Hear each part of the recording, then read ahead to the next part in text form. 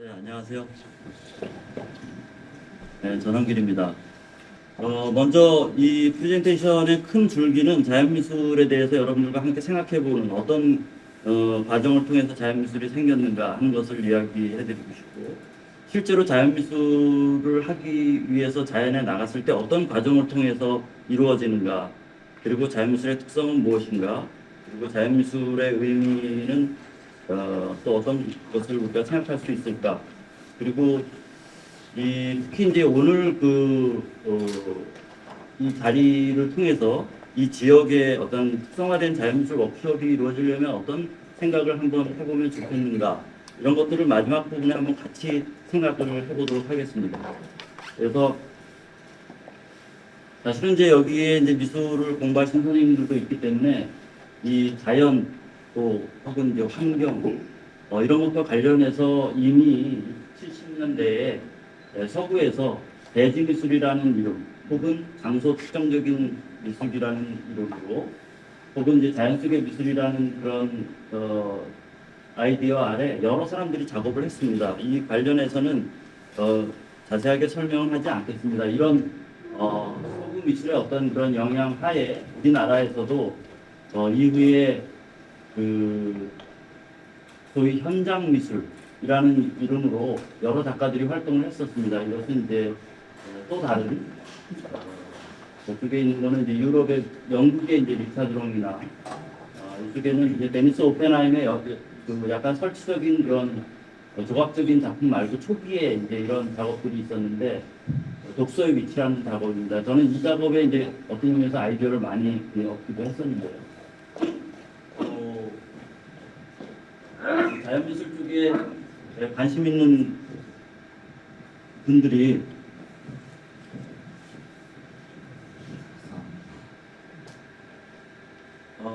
잘 알고 있는 앤디 골드워시라는 작가들도 있고, 이런 작가들이 거의 비슷한 시기에 활동을 했고요. 우리나라에서는 일본에서도 부타이 그룹이라는 그런 그룹에서 야외 설치 작업들을 했었습니다. 그리고 우리나라에서도 70년대에 이렇게 현장에서 자연 현장에서 작업한 작가들이 있었고, 그런 것들을 시각적으로 혹은 개념적으로 다양한 방식으로 풀어낸 그런 전조들이 있었는데 80년대 초반에 야투라는 그룹이 창립이 됐고, 그 그룹을 통해서 자연미술이라는 용어도 생겨났고, 자연미술이라는 개념도 좀 더 분명하게 자리를 잡았습니다.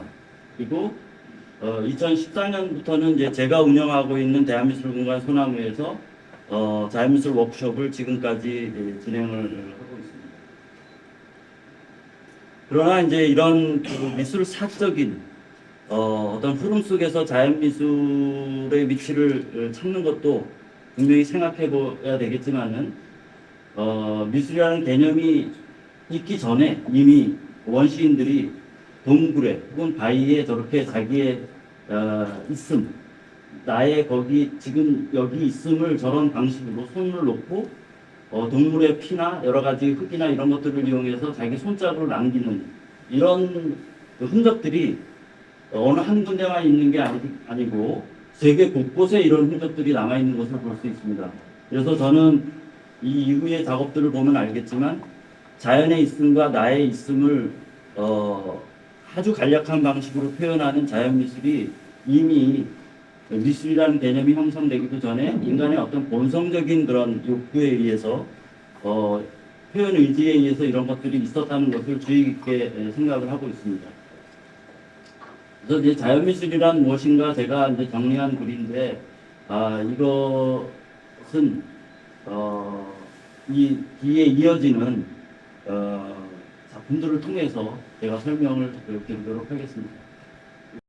먼저 이제 큰 개념으로 이해를 하자면, 그러니까 자연이 미술이 된다 이런 개념으로 따지면 이 이의를 제기하는 분들이 많이 있습니다. 자연은 자연이고 예술은 예술이지 어떻게 자연이 미술이 될 수 있느냐, 그런 질문을 제가 자연미술과 관련해서 들었던 질문 중에서 가장 많은 질문입니다. 그러나 이거를 이제 이런 도표로 이렇게 간략하게 어떻게 보면 일방적으로 표현하기는 좀 어렵지만 그래도 자연과 미술이 함께한다. 그 자연과 미술 혹은 자연과 인간 사이에 그 경계의 중심을 움직이면서 혹은 왔다 갔다 하면서 이루어지는 것이 자연미술이 아닌가 이렇게 이제 개념적으로 생각을 하고 있고요. 제가 이 나무를 어디에선가 봤는데 굉장히 인상적으로 봤습니다. 그래서 나무 줄기가 있고 가지가 있는데 그 가지에서 다시 줄기 뿌리가 내려와서 땅에 뿌리를 내립니다. 그래서 자연미술은 어떻게 보면 나무가 세월을 따라 자라듯이 혹은 미술사의 어떤 방법론적 변화가 이렇게 형성되어지면서 소위 현대미술에 있어서 개념미술과 뭐 설치, 오브제 사용 혹은 이제 더 직접적으로는 소위 우리가 알고 있는 대지미술을 통해서 그런 영향하에 자연미술을 시작을 했지만 자연미술이 그런 방법론적인 흐름 속에서도 그 방법론적인 흐름에 머무르지 않고 그 예술적 영감의 원 소스인 자연에 직접 뿌리를 내리는 미술이 아닌가 저는 그렇게 생각을 하고 있습니다. 자, 그러면은 이제 이게 오늘 이 행사가 어떻게 보면은 문화예술 교육 성과와 관련된 그런 자리이기 때문에 저는 이런 자연미술 워크숍이 어떻게 현장에서 이루어질 수 있을까?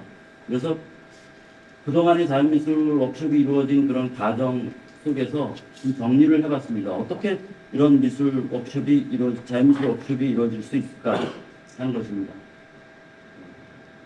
그래서 워크숍을 이제 준비하기 위해서는 미리 이제 여러 사람들이 같이 움직이기 때문에 답사를 하고 이것은 이제 제가 전에 인천에 있는 선제도에서 워크숍을 준비하기 위해서 거기를 방문하고 만들었던 자리인데 사진과 지도 그 현장 상황을 먼저 이제 살펴보는 거죠.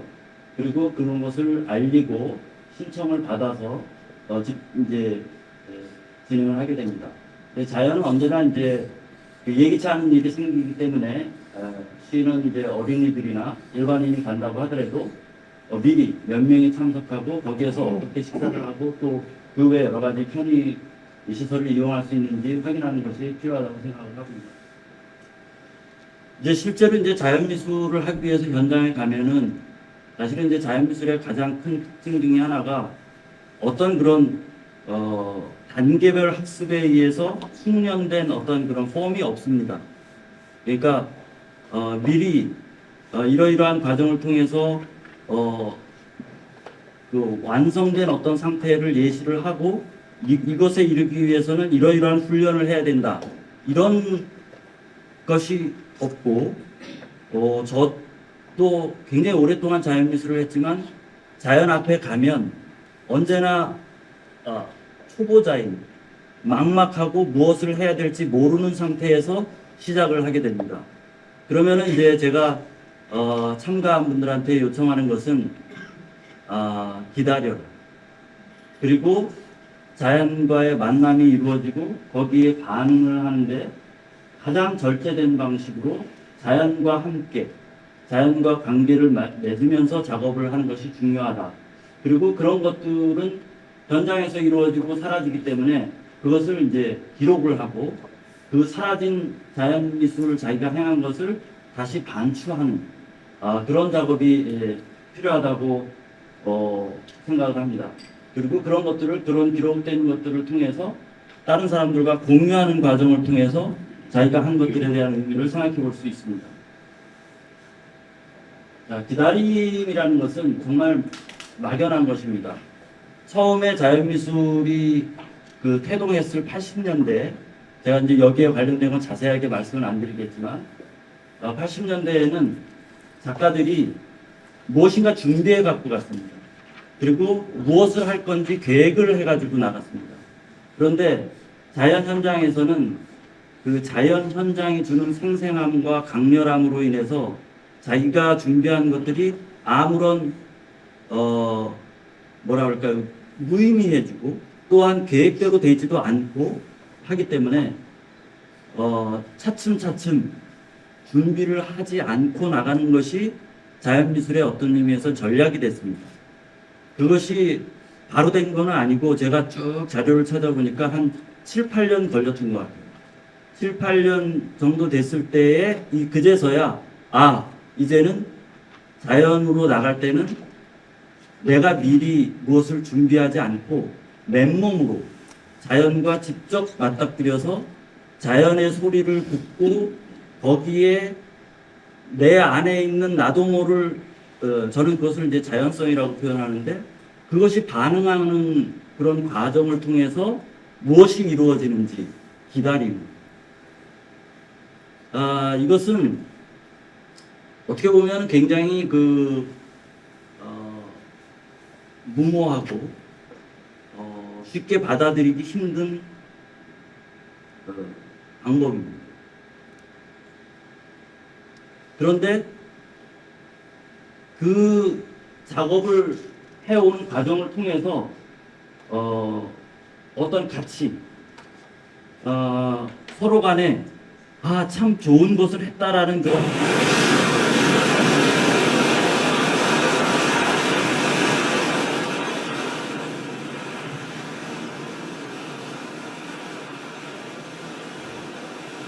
일단 그거는 지금 이렇게 물이 들어왔다 나가면서 생기는 이 물 위에 햇빛이 빛이 비쳐서 생기는 선을 본 것입니다. 그리고 작가가 한 것은 단지 그 장면을 포착하고 사진을 찍은 것 외에는 없습니다. 그래서 이런 상황이 생길 거라고 미리 예측하지 못한 거였죠. 그러나 우리가 기다리고 자연 속에서 자연과 같이 대화하고 호흡하는 과정에서 감각이 열리고 이런 것을 의미 있게 바라볼 수 있는 눈이 생긴 거죠. 요거는 이제 아까는 이제 그런 움직이는 거였는데 요거는 거의 같은 의미의 이렇게 보면 이렇게 빛이 반짝이는 어떤 일직선으로 이렇게 딱 생긴 그 빛선을 발견하고 사진을 찍은 겁니다. 이것도 이제 빛과 관련된 건데요. 갯벌이에요. 갯벌인데 한 작가가 발로 그 갯벌을 이렇게 밟아서 그 가운데 물을 모았어요. 그리고 해가 지면서 거기에 반사되는 장면을 포착을 한 거죠. 제가 오늘 보여드리는 거는 대체로 이제 바닷가 갯벌에서 한 것들이에요. 그래서 이 지역에서 바다에서 어떤 바다와 육지가 만나는 그 경계에 어떤 풍부한 생태 자원이 있고 여러 가지 변화가 많은 곳에서 일어날 수 있는 어떤 예시들을 한번 같이 보도록 하겠습니다. 그래서 기다리면 만나질까? 또 뭔가 의미 있는 작품을 하나 할 수 있을까? 언제나 그런 막연함? 이런 것을 갖고 자연에 나갔는데 자연에 가면 한 번도 자연은 우리에게 그냥 돌려보낸 적이 없다 하는 생각을 합니다. 이 작업은 이제 제목이 이제 헬로우 월드라고 써 있는데 지금 이제 그 바닷가의 모래사장에 손바닥을 놓고 땅을 향해서 에서 지구를 향해서 손을 이렇게 흔드는 거죠. 헬로우를 한 겁니다. 그 흔적을 사진으로 남긴 거예요. 전혀 이것을 어떤 미리 계획서를 짜가지고 뭘 해야 되겠다라는 생각을 갖고 나갔을 때는 전혀 이루어지지 않죠. 그리고 저는 이제 이런 작업들은 일반인 또 혹은 이런 워크숍에 참여하는 사람들뿐 아니라 문화예술 교육을 하시는 선생님들도 이런 프로그램에 참여해보면 참 좋겠다. 왜냐하면 우리 몸이, 우리의 생각이 어떤 그 자연과 마주했을 때 어떻게 반응하고 그것을 어떻게 창의적인 방식으로 우리가 표현할 수 있는가를 굉장히 즉흥적으로 그 자리에서 무엇인가 아이디어를 떠올리는 또 자연이 우리에게 주는 것을 받아들이는 그런 것들로 그런 것들에 의해서 우리 몸이 굉장히 창의적인 그런 감각이 유연해지는 그런 경험을 할 수 있다고 생각을 하고요. 이거는 굉장히 좀 오래전에 한 작업인데 80년대에 파도의 그 모양을 따라서 그 몸에 선을 그런 작업이고, 그야말로 갯벌에서 한 삽을 떠서 이렇게 왼쪽으로 옮겨서 그 밑에 물이 이렇게 드러나는 것을 본 그런 작업이고요. 또 이렇게 조개 껍질의 흔적을 만들어 본 작업이고요. 여기에 뭐 제가 타이틀을 붙였지만은 꼭 여기에 맞춰서 슬라이드를 배치한 것은 아닙니다. 가능한다는 것은 그 현장에, 그러니까 자연미술에 있어서 중요한 그 키워드는 이제 반응이라고 생각을 하는데, 내가 생각한 아이디어를 자연물을 이용해서 자연에 놓는 것이 아니라 자연 그 자체가 나의 예술 의지와 함께 작용하면서 미술 안으로 들어오는 그런 상태를 지향을 합니다. 그래서 요거는 그 바위 틈에, 저런 큰 암벽 틈에 물에 떠다니던 막대기를 이렇게 띄워놓은 그런 작업들입니다. 지금 잘 안 보이는데 여기에 있고, 여기에는 여기에 있고, 여기에는 어디인가 있을 거예요. 보일 듯 말 듯. 그리고 자연에 스며드는, 내가 이것을 한 거야 하고 자연과 구별되어져서 우뚝 서는 것이 아니라 스며드는 그런 개념, 자연과 하나가 되는. 요 작가는 그 갯벌 흙을 바위 위에다가 이렇게, 이 작가 표현으로는 공구 치듯이 뭐 이렇게 집어넣어서 굉장히 어떤 자연 미술은 사실 이거는 보관이 안 됩니다. 할 수도 없고요. 또 실내로 갖고 와서 전시를 할 수가 없습니다.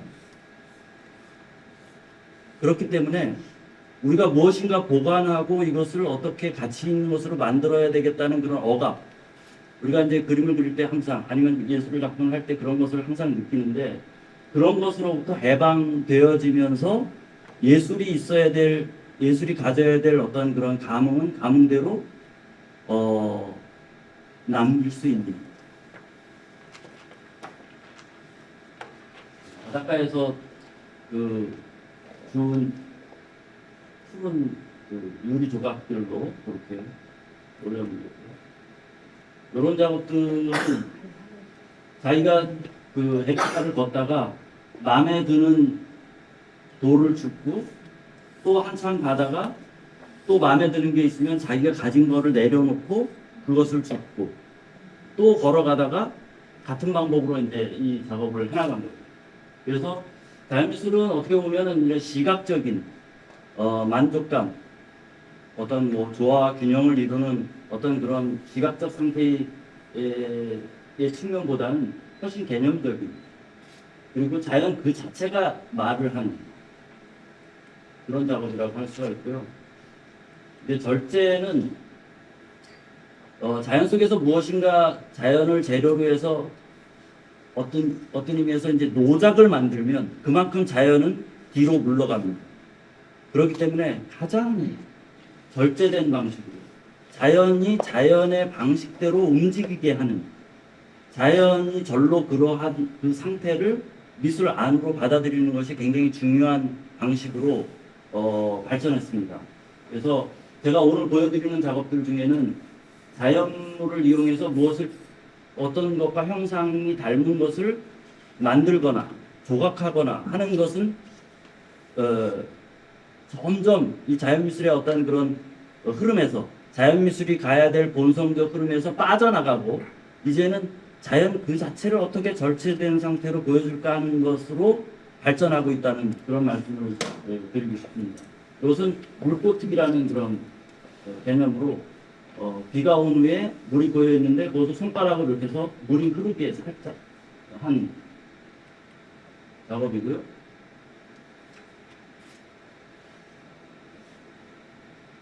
이거는 파도가 들어왔다 나갔다 하는 그 흔적을 따라서 표시를 한 보이지도 않은 흔적들이죠.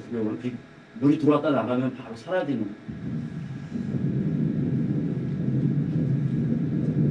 요거는 이 작업이 아닌데 저 뒤에 있는 게 이 작업인데 여기 이제 어떤 행위 작업이 하나 있습니다.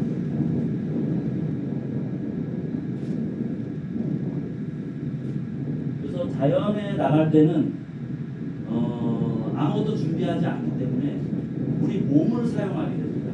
그리고 현장에 있는 빛이나 그 자연의 현상 그 자체를 우리의 창의적인 아이디어와 매치를 해서 의미 있는 관계를 맺는 거예요. 그래서 지금 물기가 있는 부분과 없는 그 사이를 손가락으로 이렇게 걸어가는 그런 작업입니다. 이거는 그 마른 풀을 위에서 아래로 싹 이렇게 풀듯이 내려서 모아놓은 작업이고요. 또 자연과 함께 한다는 것이 굉장히 중요합니다.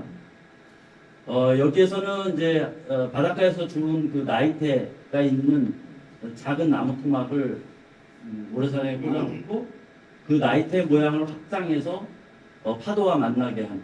그래서 파도가 들어오면서 파도도 이제 시간의 개념을 갖고 있죠. 이제 밀물과 썰물이 다 시간에 의해서 움직이는 거기 때문에. 그리고 나무의 나이테도 어떤 시간의 개념을 가지고 있고 그것이 이렇게 만나고 결국은 큰 흐름 속에 사라지는. 요거는 물기가 종이 위에 스며드는 그 나뭇잎 위에 스며들듯이 종이 위에도 스며드는 그런 작업이고요. 요거는 바닷가에 있는 풀이 만든 흔적을 이용해서 간단한 두 개의 그런 손가락 마크를 통해서 토끼가 된 거죠. 토끼 형태를 끄집어낸 거예요. 그 가급적 이런 형태를 만드는 것은 하지 않지만 이런 자연의 어떤 움직임을 그대로 반영하는 그런 작업들이 있고요. 그래서 어떻게 보면 이제 자연은 그 자체로 완벽한 상태죠. 더 이상 빼거나 더할 것도 없는 상태입니다. 그러나 자연과 내가 함께 있음, 그것이 어떻게 관계를 맺느냐에 따라서 그 살아있는 그 자체로 미술적 의미를 갖게 됩니다. 그래서 바닷가에서의 그 조개로 만든 형태와 숲속에서 발견한 빙나무인가요? 언제인가요? 그 이파리가 올라가면서 만든 형태와 두 개를 이제 같이 사진을 따로따로 찍어서 편집으로 이 두 개의 상태를 보여주는 조갯잎이라는 작품이고, 저 뒤에 있는 두 개의 섬을 상징하는 두 개의 원을 만들었고요.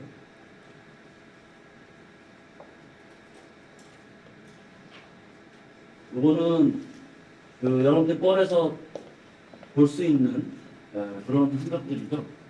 근데 요거를 카페트 위에 올려놓은 거예요. 꼭 이렇게 오돌도돌한 그런 동글동글한 그런 질감을 인위적인 그런 질감하고 같이 매칭을 시키는 거예요.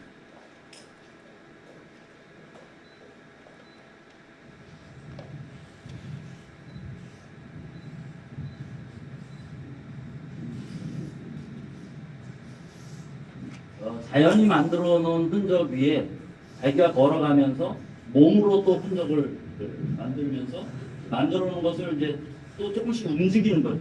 한번 갔다가 다시 와서 조금씩 움직이는. 이게 이제 파도에 의해서 이게 움직이는 그런 흔적들이기 때문에 그것을 자연의 방법으로 나도 같이 한번 해보는 거죠. 그러나 여기에는 임의가 들어가 있고 자기의 어떤 표현 의지가 담겨 있는 거죠. 해변에서 준 그런 오브제들을 이용해서 수평선과 일치시켜보는. 이제 그 현장에 나갈 때 어떤 준비를 해야 되나 하는 것들을 이제 말씀드리기 위해서 이 한 장의 사진을 뽑았습니다. 그래서 이제 우리가 자연에서 그렇게 행하고 무엇인가 이제 그것을 기록하는 순간에는 작가의 그 도용적 의지가 담기게 됩니다. 카메라 프레임 자체가 이렇게 할까 저렇게 할까를 생각하기 때문에 찍는 순간에 우리가 흔히 얘기하는 일반적인 미술, 사진 안으로 들어오게 됩니다. 그래서 어떻게 하면 그때의 감흥을, 그때의 현장을 잘 기록할 수 있는가 하는 것도 중요한 작업 중에 하나라서 자연이 이제 자연미술이 자연에서 끝나는 게 아니라 그것을 기록하고 그것을 다시 그 자연의 어떠한 상당 부분 남아있는 그런 사진을 통해서 그것을 효과적으로 보이게 하기 위해서 여러 가지 뭐 보정을 한다든지 또 그것을 전시하기 위해서 또 다른 편집을 한다든지 하는 작업으로 일반적인 미술 안으로 들어와서 또 다른 작업으로 이어진다는 말씀을 드리고 싶습니다. 그래서 이제 이건 촬영하는 장면들이고요. 이제 자연미술 작가들은 현장에서 작업을 하고 서로 도와서 촬영하기도 하고 삼각대를 놓고 작업을 기록하기도 합니다. 작업하는 장면이고요. 또 옆에서 도와서 퍼포먼스를 기록하는 장면이기도 하고요. 그러나 이제 자연미술은 기록을 하고 나면 이제 사라집니다. 그래서 이렇게 물의 흔적을 뒤에 있는 바위에 쌓인 그런 소금의 띠와 마찬가지로 만들었지만 결국은 이제 얼룩으로 사라집니다. 또 이것도 아까 말씀드린 그 작업인데 밀물과 썰물의 흔적을 표시를 했지만 사라지고 이것도 아주 그 이미지가 강한 뚜렷한 별 모양을 만들었지만 결국은 물이 들어왔다 나가면 사라집니다. 그래서 자연미술은 우리의 어떤 보존 또 미술을 통해서 자기가 어떤 예술적 권위 소위 성공하겠다는 욕망 또 팔아야 되겠다는 경제적인 어떤 그런 상업적 생각 이런 것들을 다 그로부터 자유로워질 수 있는 미술이라고 생각합니다.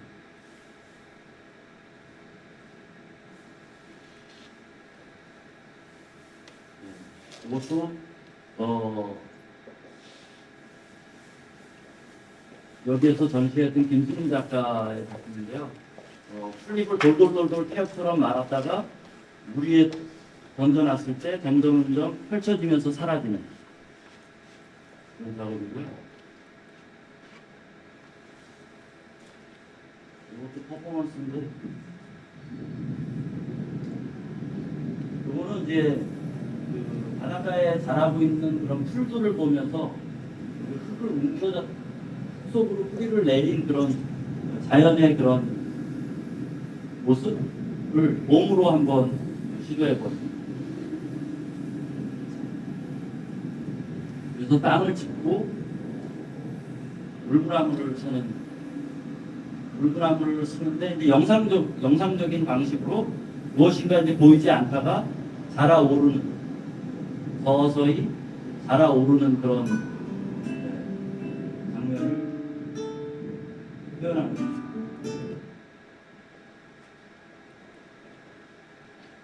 자연미술에 있어서 중요한 것은 이제 현장에서 그런 자연과의 만남을 통해서 자연과 나의 있음을 그 관계 맺음을 어떤 하나의 그 균형을 이루는 그러니까 자연만 드러나는 것도 아니고 나만 드러나는 것도 아닌 그런 어떤 상태를 이루고 사라집니다.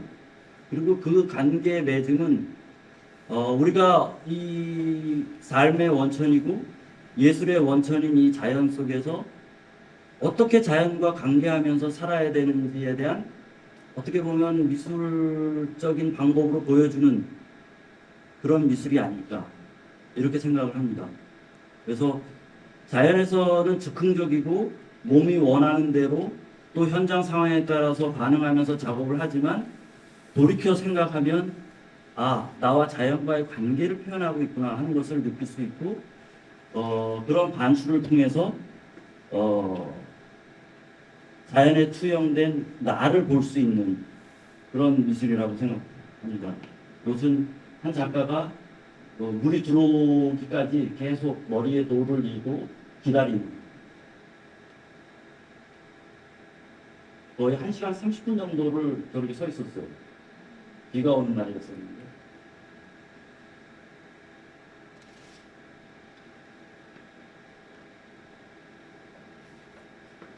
자기를 가림으로써 오히려 자기의 어떤 그런 자연과 하나 되는 자기의 디테일을 가림으로써 자연과 동화되는 어떤 그런 상태를 이야기한 것 같습니다. 무슨 자연의 그 바닷가에 버려진 녹색 그 플라스틱들을 플라스틱통에 담아서 줄넘기를 하는.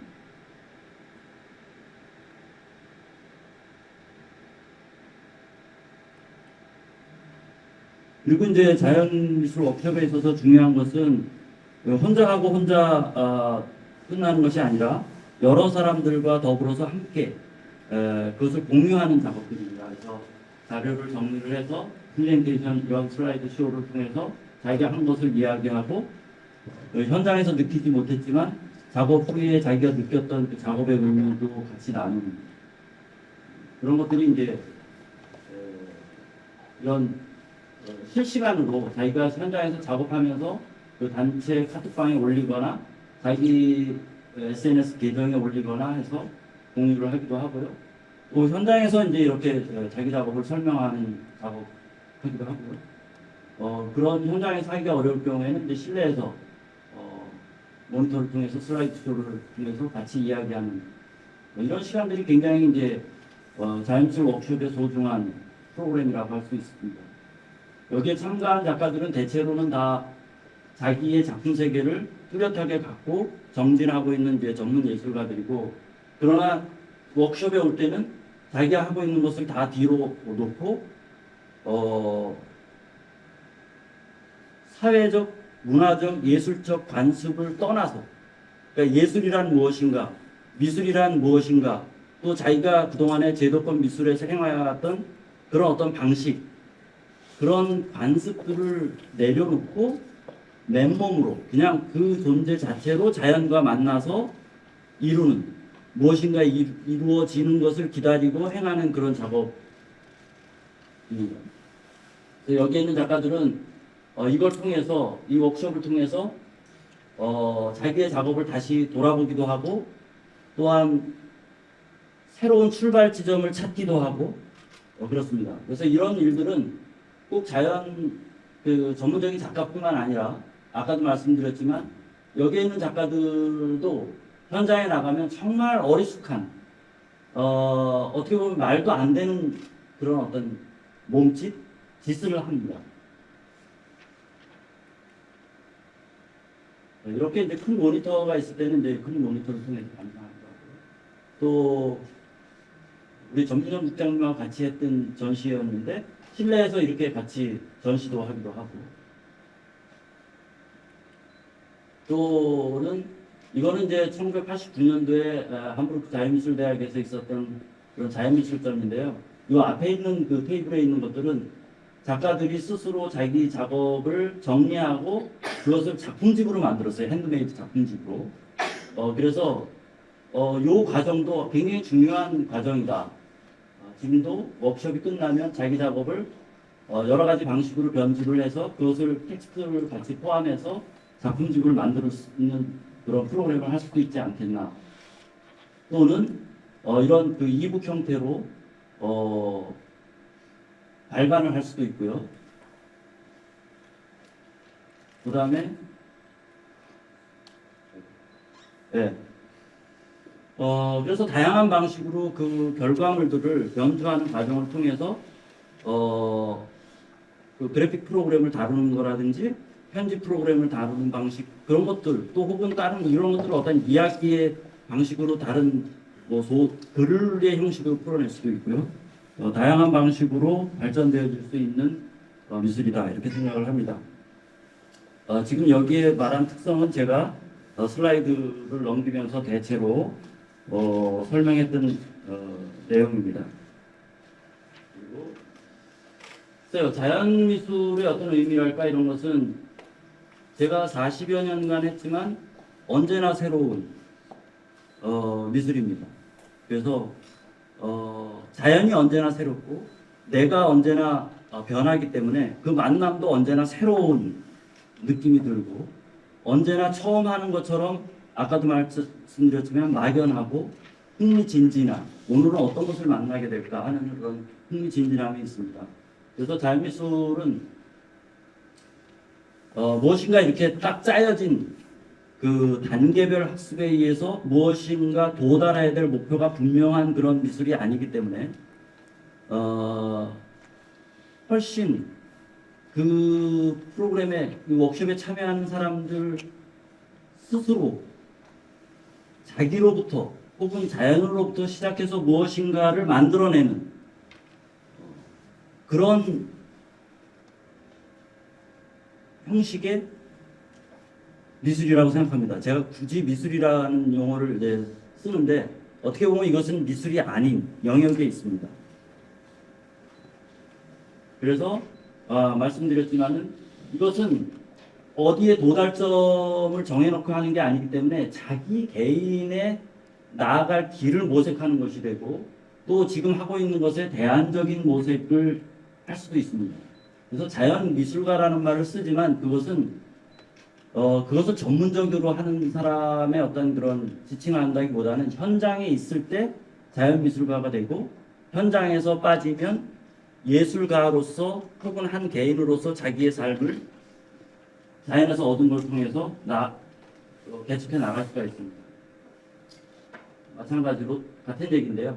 표현의 다양함과 적절성을 실험할 수 있는데 이것은 저는 이제 문화예술 교육 프로그램을 한 선생님들이 자연 미술을 통해서 자기를 훨씬 창의적으로 유연하게 만들고 또 아까 가능이라는 말씀을 했는데 그런 유연한 창의적 그런 발상력을 가진 상태에서 함께 프로그램에 참여하는 그 수강자 혹은 그런 학생들에게 진심으로 마음에서 우러나오는 반응을 해줄 수 있다 하는 그런 생각을 하게 됩니다. 그리고 일반적인 얘기고요. 기록 매체에 대한 이해가 높아질 수 있고 또 그런 걸 이용해서 또 새로운 작업을 풀어나갈 수가 있고 이 워크숍을 통해서 만나는 사람들과 작가 교류를 통해서 파생된 어떤 프로젝트를 또 만들기도 하고 또 이제 지역을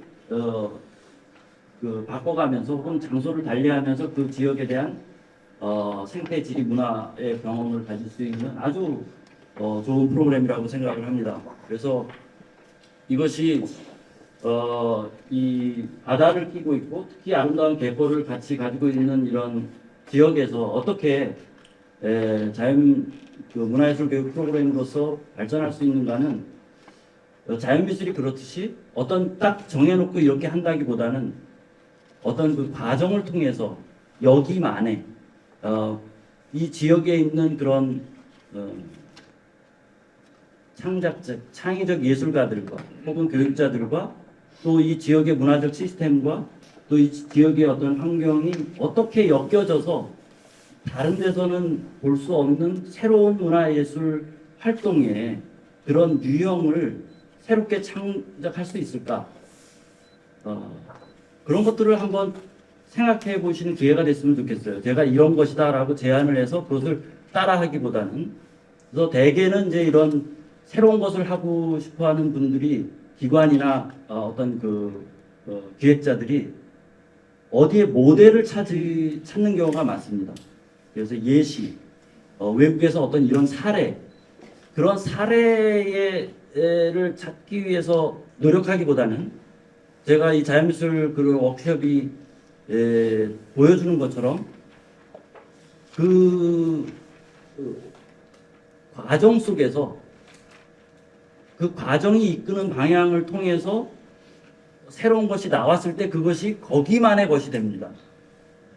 거기만의 것이 되려면 특성화된 것이 되려면 사례를 참조하기보다는 열어놓고 기다리면서 그 흐름을 타면서 창의적인 발상을 허용하면서 어떤 의미에서 모험을 허용하는 아무것도 되지 않을 가능성을 허용해보는 그런 그 정책 그런 용기 있는 정책이 필요하지 않을까 이렇게 한번 제안해 보면서 제 프레젠테이션을 마치도록 하겠습니다. 감사합니다. 안녕하십니까. 그럼 이른 아침인데요. 반갑습니다.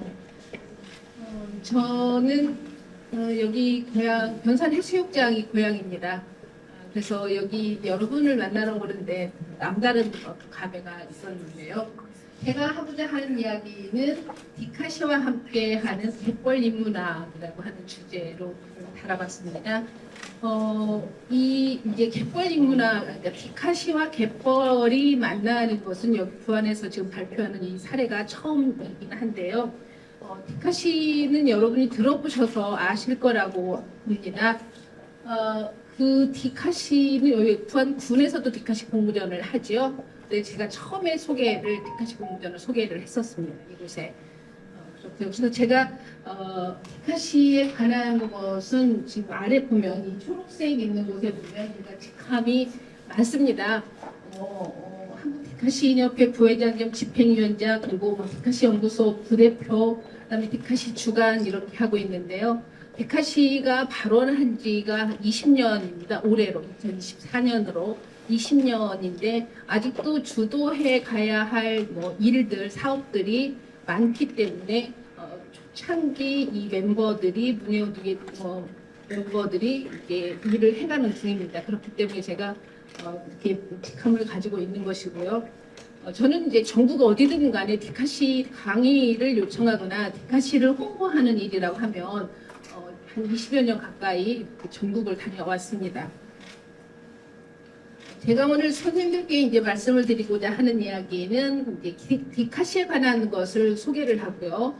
디카시가 그동안 여기서 만나보신 분도 계시겠지만 디카시라고 하는 용어는 이미 많이 알려져 있습니다. 그리고 대중에게도 많이 알려져 있고 문학의 장르의 하나이지만 이미 대중들에게 많이 확산되어 있고 각 지자체에서 관광 문화 콘텐츠라든가 이런 것으로 공모전들을 많이 행하고 있으면서 폭발적으로 확산하고 있는 상태입니다.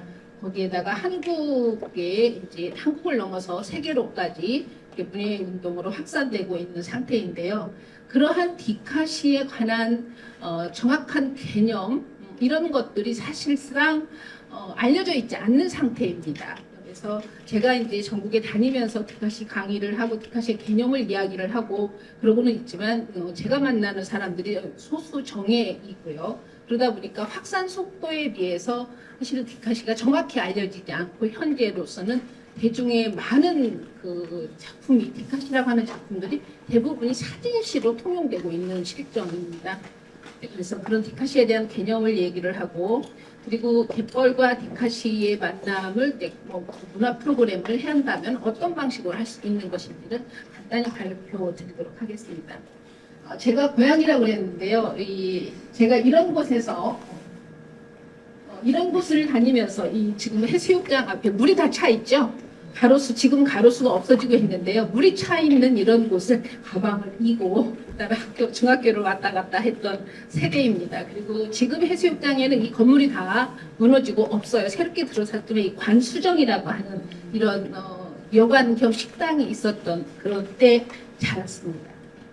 그리고 제가 유년의 바다, 저도 역시 바다와 관계가 깊고 여전히 바다를 좋아하고요. 젊어서는 바다를 싫어했죠, 유년에나. 그런데 이제 나이가 먹어가면서 그리운 것이 바다가 되었습니다. 그래서 노후에도 어디 바다에 가서 가까운 곳에 가서 살 수 있으면 좋겠다라는 생각을 갖고 있고요. 그래서 제가 이제 바다에서 놀았던 것들이에요.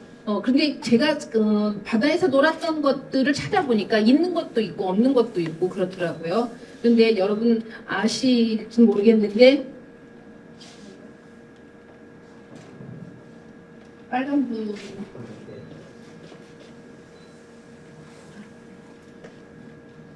이거를 뭐라고 하시는 줄 아시나요? 바지락. 바지락이 아닙니다. 저 때는 이게 지금 뻘이 있는 곳에서 나오는 게 아니라 바닷가 그쪽 맨 안쪽에서 보송보송한 모래에서 나오는 조개입니다. 그래서 이 조개 안에는 펄이 하나도 들어있지 않아요. 그리고 저는 이제 초수가 이렇게 쫙 있었는데 그 밑에 있었거든요. 그래서 이 조개를 왜 그렇게 붙였는지는 모르겠으나 군인 조개라고 얘기를 했었습니다. 네, 군인 조개. 그리고 이제 이거를 또 요즘 골뱅이라고 하는데요. 이거를 희한하게 배꼽이라고 이렇게 얘기를 했어요. 배꼽같이 생겨서 그랬는지는 모르겠습니다. 그런데 제가 어려서 이 배꼽이 있는 그다음에 이런 눈을 잘 알았습니다. 그래서 제가 좀 잘 패기도 하고 그래서 유달리 그랬는데요. 중요한 것은 이겁니다. 네, 해방조개 아시는군요. 지금 이 조개를 검색을 하면 이름이 뜨지를 않아요. 그런데 저 어렸을 때는 해방조개라고 그러고 이게 얼마나 많이 나왔는지 겨울이면 배로 이렇게 긁어다가 큰 솥에 삶아서 윗동네 사는 분들이 다 뭐죠 해방조개를 까서 껍질을 이렇게 조개 무덤을 만들고 그다음에 이렇게 말려서 파는 건조해서 파는 이런 작업들이 수산업이 있을 정도였습니다. 근데 어느 날 새만금이 생기고부터 해방조개가 사라졌다가 최근에 이제 나오는 것으로 제가 알고 있습니다. 그리고 뭐 이 바지락 캐는 거는 뭐 대학예 앞에서 많이 캤고요. 그리고 이 백합 같은 것도 눈이 있어야 캘 수가 있거든요. 이렇습니다. 그다음에 바위에서 이런 고동 같은 것들을 제가 땄습니다. 자, 이런 그 갯벌에서 자란 제가 중학교 때까지 시골에 있었는데요. 그런 자란 곳에서 사실은 이 부안이라고 하는 곳, 특히 또 변산 그렇고요. 이 천의 자원, 그 다음에 이런 아름다운 곳인데, 이 디카시라고 하는 이런 문학입니다. 디카시가. 문학과 만날 수 있으면, 그리고 다양한 어떤 사업들을 할 수 있고, 그다음 부안 국민들이 같이 디카시를 통해서 이 갯벌과 바다와 함께 살아갈 수 있고, 이런 일들이 있으면 좋겠다. 그리고 또 그런 디카시 공모전을 지금 하고 있습니다만, 그런 공모전을 잘 치러서 사실은 각 지방 밖에 있는 부안군 밖에 있는 사람들이 부안을 더 찾아와서 그냥 먹고 뭐 구경하고 간단히 갯벌 체험 정도를 하고 가는 것이 아니라 부안의 어떤 갯벌이라든가 이런 걸 찍고 그다음에 정서적으로 공감하고 그것을 또 작품으로 남기고 이러한 작업들이 같이 이루어지면 참 좋겠다라는 생각을 해왔습니다. 그러니까 디카시는 처음에 저는 소개를 할 때 찍고 쓰는 디카시라고 이렇게 소개를 합니다. 처음에 이 용어가 나왔을 때는 디카시를 사진이야 시야라고 이렇게 혼돈을 하고 몰라 했었는데요. 제가 도서관에서 이제 강의를 하기 시작하면서 찍고 쓰는 디카시 하니까 설명이 필요 없더라고요. 예, 그렇게 시작을 합니다. 중요한 것은 이것이 제가 이렇게 붉은 글씨로 해놨지 않습니까? 메이드 인 코리아라는 겁니다. 코리아제라는 겁니다. 이런 문학이 지금 우리가 한강이 노벨 문학상을 수상하게 되면서 특히나 이제 그동안에 저조했었던 문학 분야에서 예술 분야 중에서도 문학이 저조했었는데 문학에 굉장히 탄력을 받고 힘을 얻고 이제 그렇게 있는 상태인데 그런 와중에 이 디카시라고 하는 이런 새로운 그러니까 디지털 혁명 시대에 가장 적합한 이런 디카시가 한국에서 발원이 됐다는 것도 굉장히 의미가 있습니다. 그래서 이제 잠깐 설명을 하자면 이 시대에는 융합과 통합이죠. 고등학교, 중학교, 초등학교 교과서에서도 교육의 목표가 융합하는 방식과 통합하는 방식입니다. 전혀 새로운 것들, 이질적인 것들을 가져다가 융합하고 통합하는 방식 이런 것이 전부 다 교육의 목적으로 주제로 되어 있습니다. 그런데 이 디카시가 그렇게 사진과 문장의 융합이 있잖아요. 그 사진과 문장의 통합입니다. 그러한 목적으로 교과서에 실리기 시작했습니다. 물론 교과서에 실렸다고 해서 훌륭하다 뭐 이런 건 아니지만 디카시 문예운동을 해오는 동안에 교과서에 디카시가 실림으로써 굉장히 탄탄한 어떤 버팀목, 디딤돌 역할을 해주었습니다. 영광스럽게도 제가 썼던 이 세상에 하나뿐인 디카시가 이제 출처로 써 있었고요. 그 다음에 이제 2019년도에도 연이어서 이렇게 나왔습니다. 창비했다고. 그리고 여기에 실린 작품들이 유명한 시인의 디카시만이냐? 그렇지 않다는 거죠. 여기 계시는 선생님들 중에 혹시라도 디카시를 쓰시게 되고 한다면 어느 눈밝은 사실은 교과서 연구자에게 온라인상에서 눈에 띌 수도 있다는 겁니다. 이 창비교과서에 실린 이 디카시는 고등학교 학생의 디카시입니다. 그러니까 누구나 여기서 나오는 거지만 디카시는 시인의 전유물이 아니라 남녀노소 누구나 창작할 수 있다는 이런 특성을 가지고 있기 때문에 그렇습니다. 그리고 이제 전국 연합 학력 평가에까지 나왔습니다. 그러다가 코로나가 터지면서 좀 주춤했었죠. 그런 과정이고 이어서 이제 2025년 중학교 이제 내년도죠. 중학교 1학년과 또 2학년 교과서에 디카시가 또 실립니다. 이번에는 디카시라고 하는 명칭으로 제대로 실리게 됩니다. 이렇게 실리죠. 그래서 이런 디카시는 누가 하느냐라고 이렇게 궁금해하시는 분들도 계시고 이미 많이 아시는 분들도 계십니다. 이상옥 시인이 처음에 2004년도에 디카시디 고성가도를 출간하면서 디카시라는 용어를 처음으로 쓰기 시작했습니다. 그러니까 경남 고성이에요. 강원도 고성이 아니라 그렇습니다. 거기도 그 바다와 그다음에 상조감이라고 그래서 공룡 발자국이 있고 그래서 바다와 자연이 주는 아름다움이 굉장히 자산이 많은 곳입니다. 그래서 이제 디카시의 문예운동 트로이카라고도 하는데요. 우리 이상옥 교수와 김종희 교수 그리고 저 최강임이 지금까지 해왔습니다. 그 밖에 이제 잡지를 만들고 있고 삼국을 보고 있는 천융희 시인, 이기영 시인 이런 분들이 해오고 있습니다. 그리고 지금은 이제 뭐 송찬호 선생님이든 표본 시인이든 김유석 시인이든 여기 전국에 계신 이런 분들이 디카시를 아주 잘 쓰셔서 이미 디카시 작품상을 받고 그다음에 또 많이 문예운동을 하고 계십니다. 그러니까 현재는 저희가 이제 한국 디카시 연구소와 한국 디카시인협회 국경 없는 디카시회를 이제 만들어서 이제 문예운동을 지금 세계로까지 해가고 있는 실정입니다. 그래서 디카시라고 하는 것은 어떤 거냐면 이거는 그냥 사전에 있는 것입니다. 그래서 디지털 카메라로 자연이나 사물에서 시적 형상을 포착하는 것. 아까 선생님께서 그 자연 미술이라고 하셨던 부분과 약간 접목되는 아니요 동일한 부분도 있습니다. 순간 포착이라고 하는 것과 순간 표현이라고 하는 이런 점들이 굉장히 많이 가깝습니다. 그러니까 디카시 역시도 날씨 개념인데요. 순간 포착하고 순간 언술하고 그다음에 그것을 SNS를 통해서 순간적으로 소통하는 그러니까 즉순간 쌍방향 소통인 것이죠. 그러니까 이런 디지털 시대에 가장 최적화된 어떤 문화 놀이, 시놀이 이런 형식으로 말할 수가 있습니다. 그래서 기존의 문학이 문자로만 된 것이었다라고 한다면 지금의 문학은 이제 이 멀티 언어라는 거죠. 영상과 문자가 합쳐져서 만들어지는 이런 영역까지 확장되었다라는 겁니다. 그래서 디카시를 이렇게 설명을 하는 거고요. 여기에 형식이 있는데 영상과 그 다음에 반드시 문장은 시가 아닙니다. 디카시에서 사진과 문장이 만나는데요. 사진과 시의 융합이라고 생각하시면 안 됩니다. 그것 때문에 많은 분들이 사진시를 쓰고 있어요. 사진을 설명하는 거죠. 찍어놓고 사진에 대한 설명을 말하는 것이 그건 사진시예요. 그런데 그러면 그건 예술성에 가깝지가 않은 편이죠. 그런데 이 디카시는 사진을 설명하는 것이 아니라 사진에서 오는 정서적인 반응 이것을 문장으로 표현하는 것입니다. 그렇기 때문에 반드시 사진과 그 다음에 문장의 융합이라고 해야 맞습니다. 디카시의 개념이. 그리고 이 문장은 5행 이내여야 됩니다. 그래서 2, 3행이어도 무관합니다. 5행을 넘어가면 디카시라고 하는 형식에서 벗어납니다. 그렇죠. 그래서 여기서 말하는 이제 시적 감흥이라고 하는 것은 순전히 정서적인 반응인 것이에요. 그리고 즉순간성이라고 하는 것도 사실은 정서적인 반응입니다.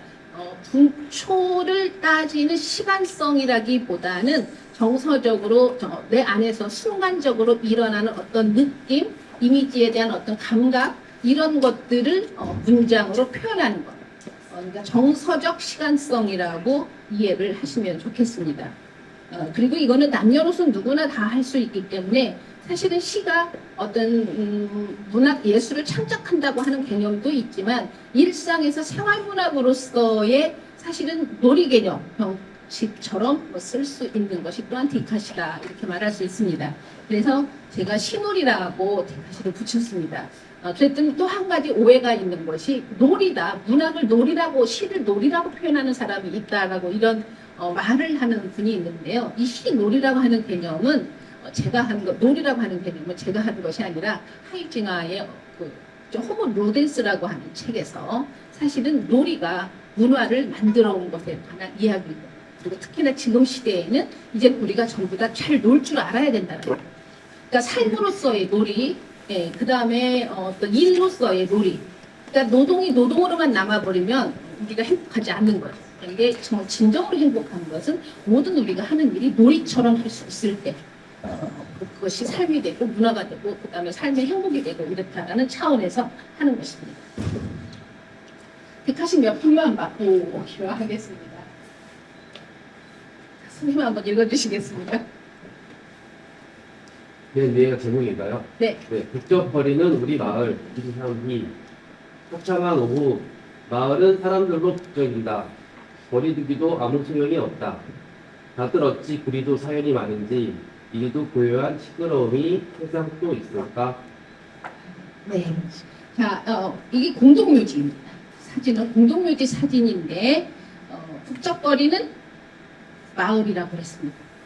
자, 이 학생은 제가 전공대 간호학과에 있는데요. 1시간 디카시의 개념을 듣고 어떻게 창작하는 것이다라는 소리를 듣고 1시간 동안 쓴 겁니다. 그러면 이 디카시는 이 접근성 굉장히 좋죠. 그러니까 디카시는 시작하기는 쉽지만 잘 쓰기는 쉽지 않다. 이게 이제 디카시입니다. 왜 디카시 문학이고 예술이므로 그렇습니다. 그 다음에 이제 이 학생도 역시 그렇습니다. 물수제비입니다. 통당 물결이 일렁인다. 아직 3번의 기회가 남았다. 후떡판이죠. 후떡을 굽는 후떡판이 물수제비가 되었습니다. 이 비유를 통한 이 창의력, 그 다음에 관찰력, 그 다음에 언어 표현하는 이 활달한 상상력, 이러한 것들이 창작자에게 주어지는 거죠. 가령 이러한 학습이 중학생, 고등학생들에게서 이루어진다고 생각해 보세요. 그것이 정서적으로 학생들에게 함양될 것은 어떻게 가치로 표현하겠느냐, 질량으로, 값으로 표현하겠느냐. 사실은 우리 아이들 휴대폰 가지고 게임한다고 엄마 아빠가 가장 큰 고민이 그거잖아요. 학교에 가면 휴대폰을 다 반납을 하잖아요. 그런데 학생들에게 휴대폰을 주고 티카시를 쓰게 하는 거예요. 교내에서만 쓰게 해도 됩니다. 보시죠. 이제 그런 거고요. 그다음에 그러면 젊은이들만 쓰느냐? 아닙니다. 70이 넘으셨습니다. 디카시를 배우시는 분이세요. 제가 오히려 일부러 시인들의 디카시는 가지고 오지 않았습니다. 일반인들입니다. 자, 보물찾기인데요. 지금 언덕길을 약간 경사진길을 내려가죠. 그리고 또 이렇게 허리들이 약간 굽은 걸로 봐서 자, 길도 뭐죠? 이제야 그러니까 늦은 길이죠. 저무는 길이에요. 연세로 사람들로 봐도 저무는 사람들 같죠. 그래서 그런데 이제 뭐냐면 이제야 찾아 나섭니다. 내리막길 손잡고 갈 디카시예요. 그러니까 인생도 내리막길에 해당이 되고요. 사진 속에서 말하고 있는 것이. 그리고 그 다음에 뒤늦게 만난 디카시. 이것이 내 인생에서 사실은 보물이었다. 그리고 나는 여전히 보물을 찾으러 다니겠다라고 하는 이런 아주 쉬운 언술에서 다양한 의미를 만들어내고 있는 것. 이런 디카시 누구나 쓸 수 있다라는 것이죠. 이것도 그렇습니다. 디카시의 대상은 이 우주에 존재하는 모든 것들입니다. 그래서 너랑 놀려면 너 이렇게 앉아 있어야 하는 거야. 꼭 구경 가야지. 이러고만 있으면 안 심심해. 돌아오는 방을 보고 이 강아지가 이 독자입니다. 이분도. 자, 이런 디카시를 몇 번 쓰기 시작하고 하면서 이렇게 써낼 수 있다라는 거. 일상이 디카시를 한번 접하고 나면 모든 분들이 그러세요.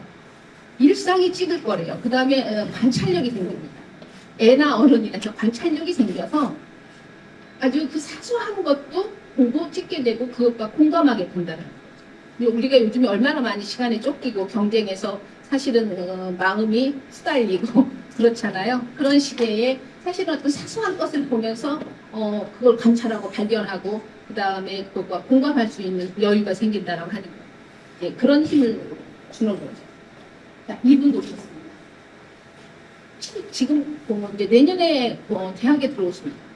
70이 훨씬 넘으셨는데 중학교, 고등학교를 검정고시로 하시고 그래서 이 시를 쓰셨을 때 여고생이셨습니다. 71살이셨을 때. 네, 그랬는데요. 이 저 다 고목에 가지 잘린 곳에 아주 듬성듬성 다 피어있는 곳을 보고 햇살에 잠깐 푹 잠든 것처럼 이거는 연세를 드신 분만이 느낄 수 있는 감각입니다.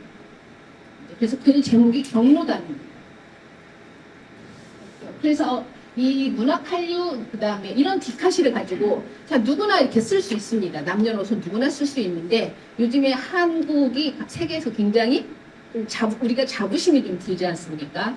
그런데 이 한국 세계 어디에 나가봐도 코리아, 사우스 코리아에서 왔다 그러면 굉장히 표정들이 달라집니다.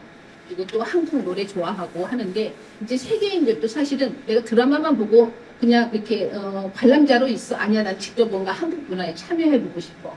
그래서 한글을 배우는 사람들이 엄청 많습니다.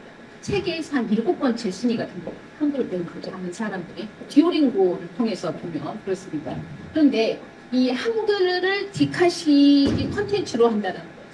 한글 디카시로 세계인들이 쓰고자 하는. 그래서 제가 외국에 있는 한국어과 학생들에게 디카시를 이제 홍보하고요. 그래서 쓰게 하고 또 청소년들 한국어를 배우는 청소년들에게 쓰게 하고 이런 방식으로 해가고 있습니다. 그리고 현재 국내에서도 사실은 이 지부 지회들이 수십 군데가 활성되고 있고 해외 지부도 수십 군데가 있습니다. 네, 공모전도 그렇습니다. 그러니까 저희 협회에서만 행사하는 공모전도 그렇고요. 그다음에 각 지자체에서 자체적으로 하는 공모전들도 엄청 많이 있습니다. 아마 내년에는 더 늘어날 것이라고 봅니다. 오늘 11월 달에 사실은 예산을 마감해야 되는 시기이죠. 그럼에도 불구하고 원주시에서도 사실은 박경리를 주제로 하는 디카시 공모전을 시작해서 현재 진행 중에 있습니다. 이게 곧 마감인데요. 그런 가끔 지자체에서 사실은 이 디카시만한 콘텐츠가 없다. 남녀노소 누구나 참여할 수 있는 그다음에 시인도 참여하지만 남녀노소 누구나 참여할 수 있고 우리 지역의 어떤 문화적인 것들을 홍보할 수 있고 알릴 수 있는 것으로서 이 디카시만 하는 것이 없다라는 것을 이제 알아가고 있고 더 지금 급속도로 확산되고 있는 상태입니다. 그리고 중국, 인도네시아, 인도, 달라스 이런 곳에서도 그렇고요. 그 다음에 대학 공모전에서도 대학교 내에서도 대학생들을 대상으로 그전에는 사진 공모전을 했었습니다. 그런데 대학생들을 대상으로 디카시 공모전을 하고 있는 대학도 늘어나고 있고요. 현재 디카시는 이렇게 됩니다. 그리고 시에서도 신인 등단을 하고 제가 오랫동안 디카시 운영운동을 해오면서 그동안 신인을 배출하지는 않았어요. 그런데 이제 제가 지금 발행인으로 있는 시와 경계에서도 4회 정도의 신인을 배출을 했습니다. 다른 문예지에서도 신인을 배출하고 있는 상태고요. 그렇습니다. 자, 갯벌과 디카시의 만남인데요. 저는 훨씬 더 그렇지는 않군요. 네. 자, 갯벌과 디카시의 만남인데요. 타 지역의 사례는 갯벌은 아니었지만 인생 자서전 쓰기 그리고 디카시로 쓰는 일상의 기록, 그다음에 우리 이야기 이런 프로젝트 사업들을 이미 타 지역에서 도시에서 제가 많이 해왔습니다. 그리고 이제 우리 변산 부안은 사실은 이런 금은머리 물대새라고 하는 이런 천연기념물도 여기 서식하고 있고 갯벌에 다양한 갯벌이 가지고 있는 힘들. 그래서 이제 디카시와 함께하는 갯벌 인문학의 기획 의도 같은 경우에는 제가 이렇게 잡아봤습니다. 아까 이미 이제 디카시를 소개하는 과정 중에 나왔지만 갯벌이 디카시로 창작되는 일은 거칠고 고단한 삶의 장소로서의 의미, 또 갯벌 체험이라는 단발성 의미, 갯벌에서 나는 것들과의 상생이라는 인위적 이해 같은 의미들을 뛰어넘는 것이 될 수 있습니다. 지금까지는 인간이 갯벌을 활용하고 보존하는 데 물리적으로 힘을 쓰는 것일 수밖에 없었다면 갯벌을 소재로 하거나 주제화하여 디카시를 창작하는 일은 갯벌을 정서적으로 넓고 깊게 이해할 수 있기 때문입니다. 삶의 터전의 일부로서가 아니라 갯벌이 품고 있는 모든 것의 가치를 아름다움이나 슬픔 그 자체로 표현하는 예술의 보고가 될 수 있다는 것입니다. 그런 차원에서 얘기를 했습니다. 그래서 제가 이제 강의 프로그램을 본다면 보통 이제 시대의 변화와 함께하는 그런 왜 디카시인가 그리고 디카시 창작법과 그리고 갯벌을 접목한 이제 그런 인문학적인 이야기 이런 것들을 통해서 시연해 가려고 차수련을 했습니다. 그러고 난 다음에 이제 현장 답사로 나갈 수가 있겠죠. 그러니까 새만금에서 쓰는 것이라든가 그리고 또 그냥 우리 변산 출신의 시인들 아까 앞에 보면 나왔는데요. 변산 출신의 시인들이 있습니다. 작고한 박영근 시인도 있고요. 그래서 변산에 관한 그러니까 부안 바다에 관한 시들이 몇 편씩 있습니다. 그 시인들의 시를 읽고 우리가 또 바다에 가서 갯벌을 보거나 그래서 학기도 느끼는 어떤 디카시를 쓸 수도 있고 다양한 방식으로 디카시의 어떤 소재를 찾고 그다음에 갯벌에서 소재를 잡고 주제화하고 쓰는 방식을 생각을 해봤는데요. 또 부안 노을 축제는 유명하기도 하더라고요. 그래서 이런 축제 같은 것들과 접목해서 사실은 축제 기간 동안에 쓰고 그다음에 그것을 또 만들고요. 이런 방식으로 하면서 이제 마지막에는 우리가 이 디카시 문화 활동을 하면 가장 좋은 점이 디카시 시장도 할 수 있다는 것입니다. 그리고 이것을 사화집으로 묶어서 우리가 결과물을 가질 수 있고 나도 책 한 권을 냈어, 시집 한 권을 냈어라는 이런 만족감 이런 것들을 얻을 수 있다는 겁니다. 그리고 그런 부분에서 이제 티카시 어떤 그런 갯벌만을 소재로, 갯벌만을 주제로 하는 티카시 어떤 문예 프로그램을 통해서 우리가 얻을 수 있는 것은 뭐냐면 티카시가 사실은 아까 말씀드린 것처럼 삶의 현장만이 아니라 사실은 정서적으로 더 공감하게 되고 그러면 그 갯벌이 어떤 그 척박한 곳 아니면 뭐 이런 정도로 인식적 지식으로만 이해하는 것이 아니라 그냥 몸과 마음이 하나로 어우러지는 일이 될 것이라고 봅니다. 이런 정도로 해서 여기서 마치도록 하겠습니다. 안녕하세요. 저는 부안에 살고 있는 최유나라고 합니다. 저는 서울에서 한 분야에서 30년간 일을 하다가 지금 2년 정도 부안에 귀농을 한 사람인데요. 저는 부안이 고향이고 제가 서울에서부터 지금 여러분께 소개를 시켜드리고 싶고 지금 앞서 말씀하신 선생님들의 얘기를 들어보니까 자연, 미술, 놀이인 것 같습니다. 그래서 이제 서울에서 이제 제가 같이 활동했던 많은 아티스트 친구들과 제가 부안에 정말 자연경관이 너무 아름답죠. 산도 너무 예쁘고 들도 너무 예쁘고 바다도 너무 아름답습니다. 그래서 그곳에서 제가 제 친구들을 초대를 해서 어떻게 놀고 있는지 그걸 그냥 재미있게 어떻게 놀았는지 그걸 소개시켜드리는 걸 하겠습니다. 제가 지금 시간 배정이 조금 짧고 뒤에 저희가 어떻게 놀았는지 마지막 사례를 그 영상으로 보여드리려고 하는데요.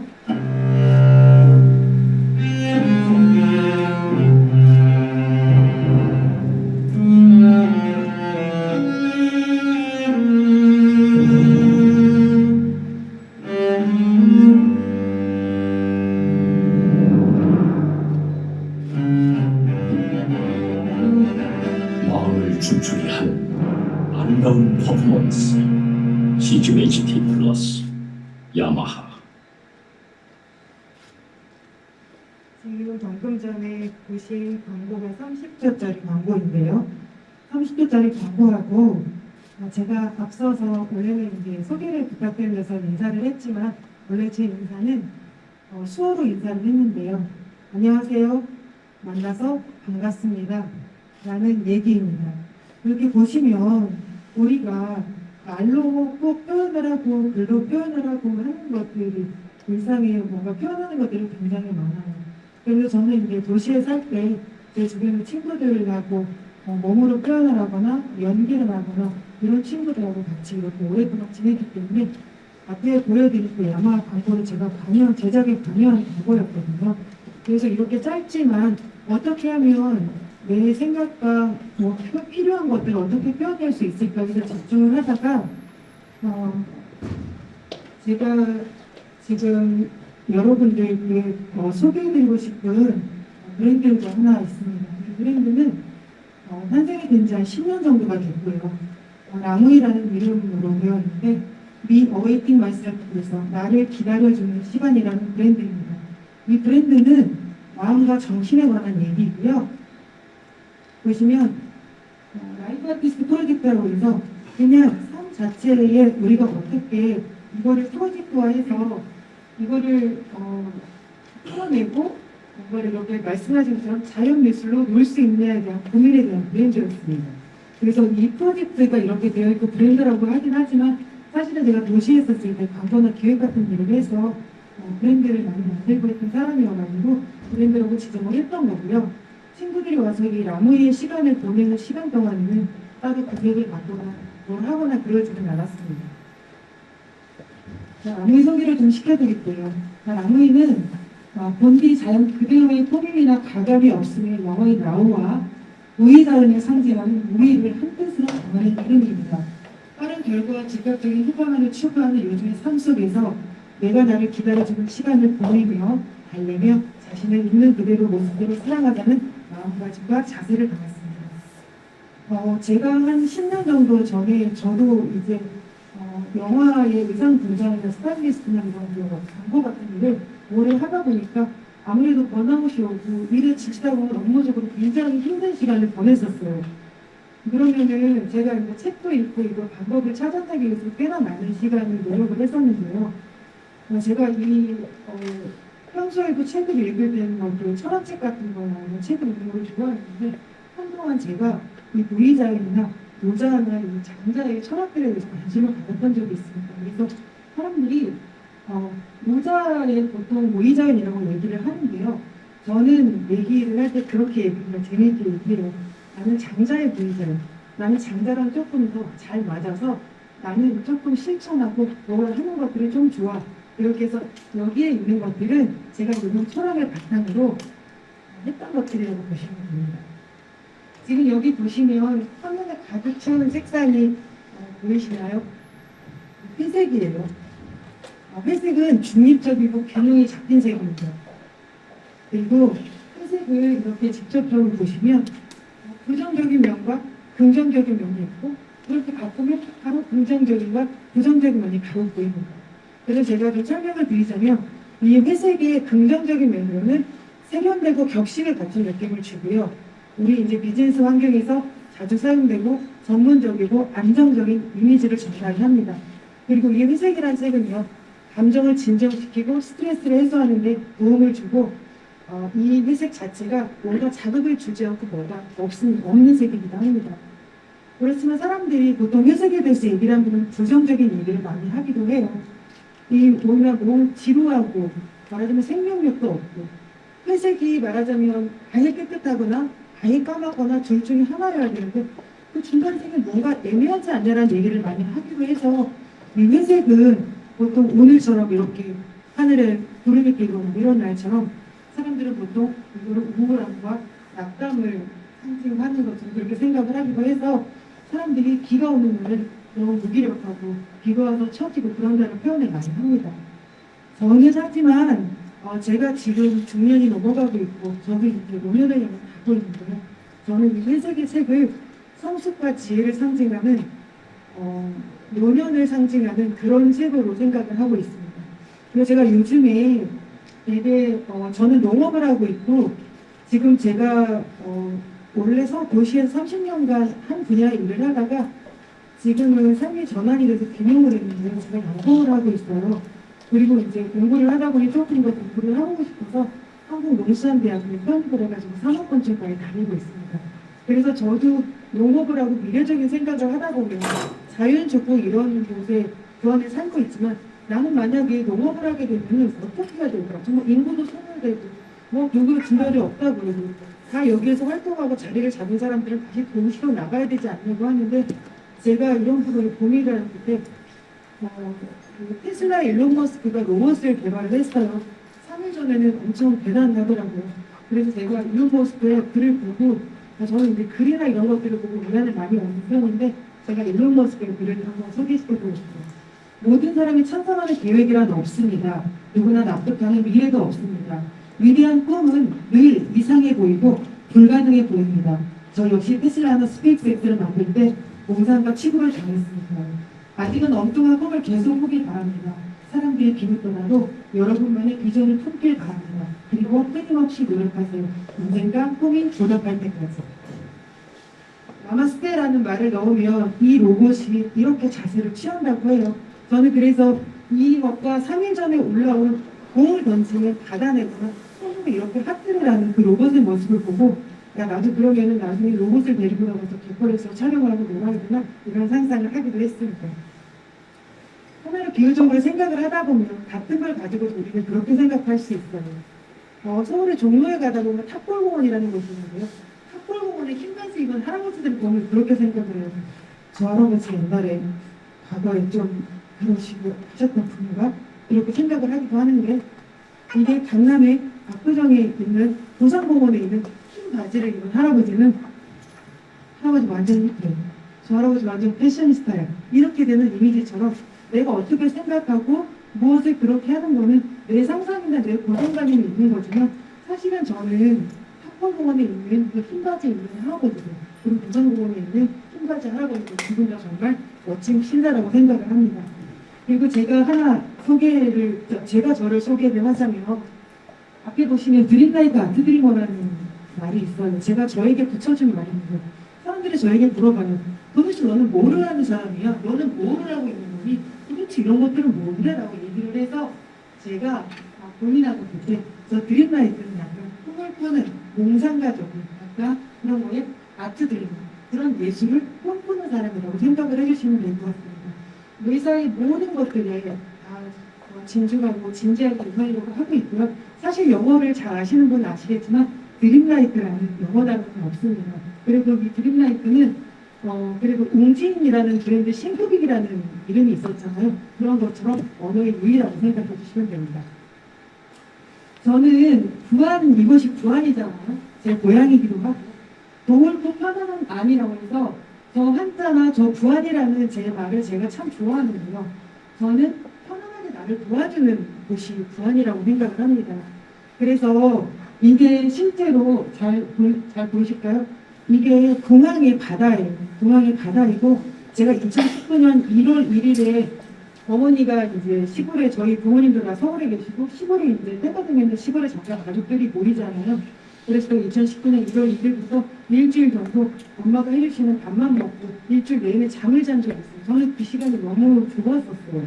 사실은 저도 일을 하면서 미국으로 이민을 가볼까, 다른 생활을 뭘 해볼까 그렇게 꿈꾸고 생각을 했었지만 제가 그 시간을 잠을 자는 그 시간이 너무 좋고 부안의 바다가 너무 좋고 사실은 이 제가 왜 회색에 집중을 하게 되냐면 서울에서 보통은 비가 오는 날은 촬영이 다 취소해요.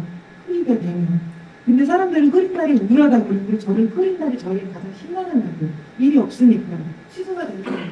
그럴 때마다 차를 끌고 부안에 오거나 서울에 있는 친구들을 데리고 취소가 다 같이 되면 그런 배우들이나 이런 친구들을 와서 노는 거예요. 실제로 여기 누워있는 친구는 제가 참 좋아하는 배우예요. 배우인데 저 친구가 꽃을 들고 잠을 자고 있는 모습은 제가 생각하는 부안의 모습을 상상을 한 건데 저 배우가 입고 있는 저 옷도 실제로 제 잠옷이에요. 그리고 너무 예쁘죠. 그냥 이렇게 잠을 자는 느낌이고 깨어있는 느낌이 없어요. 그리고 제가 아마 저 옷을 입고 누워있었으면 상상이 되시나요? 어떨까요? 그런 느낌이 안 들겠죠. 근데 확실히 제가 그랬어요. 실제로 잠을 자고 있지는 않는데 배우이다 보니까 저렇게 실제로 그 안에 공항에서 잠을 자고 있는 것처럼 다시는 깨어나지 않는 것처럼 그렇게 잠을 잘 자는 이렇게 연기를 해주더라고요. 그렇게 해서 라무이의 이미지 브랜드로 이 친구가 뮤즈가 되어주는 거예요. 그렇게 해서 때때마다 정말 부안을 많이 오고 부안에 그리고 맛있는 게 굉장히 많잖아요. 맛있는 거를 먹을 때마다 때때로 많이 와서 함께 시간을 보내주게 됩니다. 그리고 이 제가 생각하는 부안에 대한 이런 어렸을 때 향수와 이런 기억, 느낌을 간직한 이미지예요. 그리고 여기서부터는 조금 빠르게 넘어가겠습니다. 저기 제가 모형을 하거나 이런 친구들의 의상이랑 분장을 해주고 기획을 해주고 하는 일도 함께 오래 했었어요. 그래서 이 친구들이 내려와서 그냥 바닷가에 나가서 밥 먹고 아무것도 없이 나가서 왼발로 춤을 추고 노는 장면들을 제가 그냥 기록을 한 것뿐입니다. 부안이 정말 너무 예쁘죠. 시간이 있으면 좀 보여드리면 좋겠는데 그리고 이제 제주에서 이제 한 달 동안 자기 반려견을 데리고 한 달 동안 이제 올레길을 걷다가 온 친구인데 부안에 제주에 있던 시간을 이렇게 부안 사람들을 제가 이렇게 옮겨주기도 합니다. 텐트를 중간에 떼어 먹어가지고 아까도 실제로 제주에서 저 텐트를 치고 한 달 동안 숙식을 했대요. 그래서 떼는 거를 노수관 이렇게 하고 자기 노숙의 왕이다 그래서 저거를 부안으로 제가 옮겨줘서 이렇게 촬영해서 추억을 기념해줬던 적도 있습니다.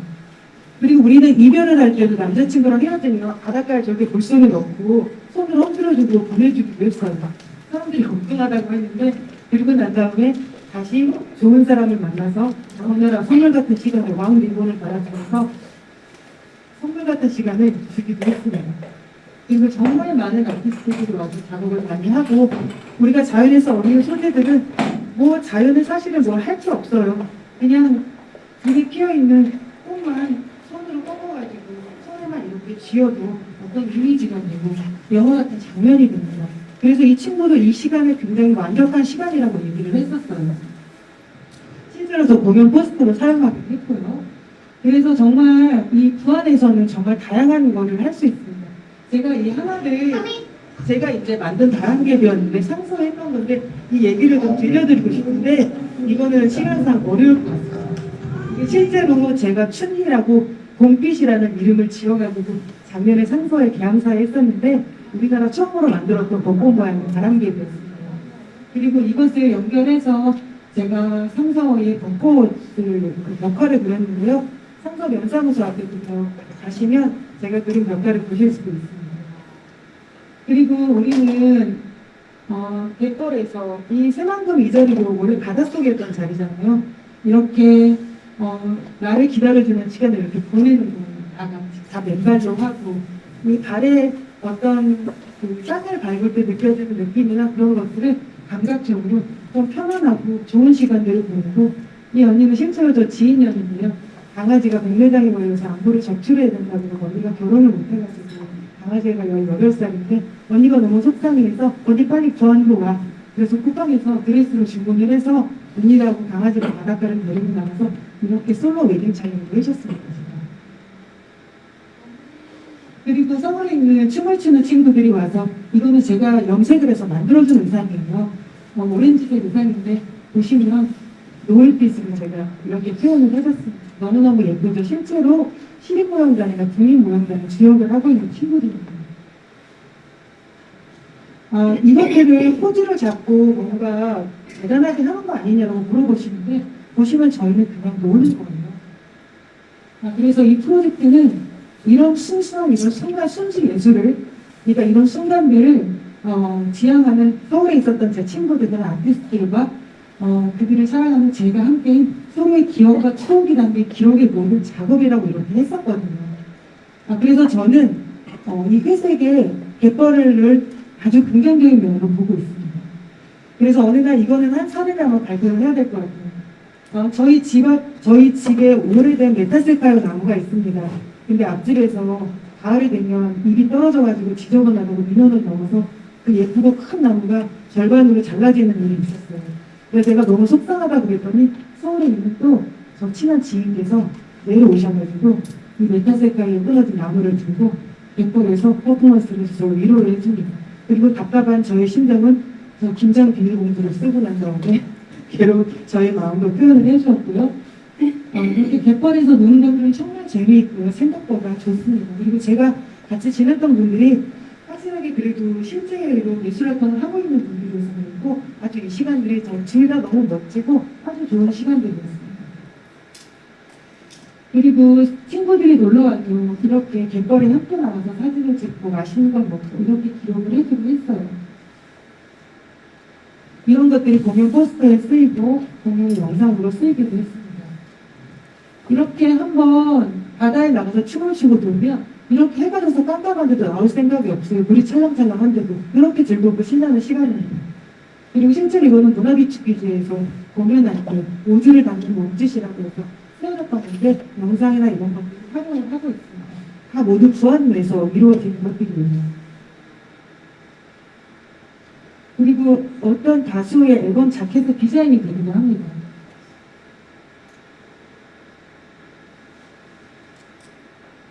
그리고 저는 갯벌에 나갔을 때 보통 우리가 자연을 좀 사랑하는 마음이 들고 이러다보면 해양 쓰레기들도 많이 보이죠.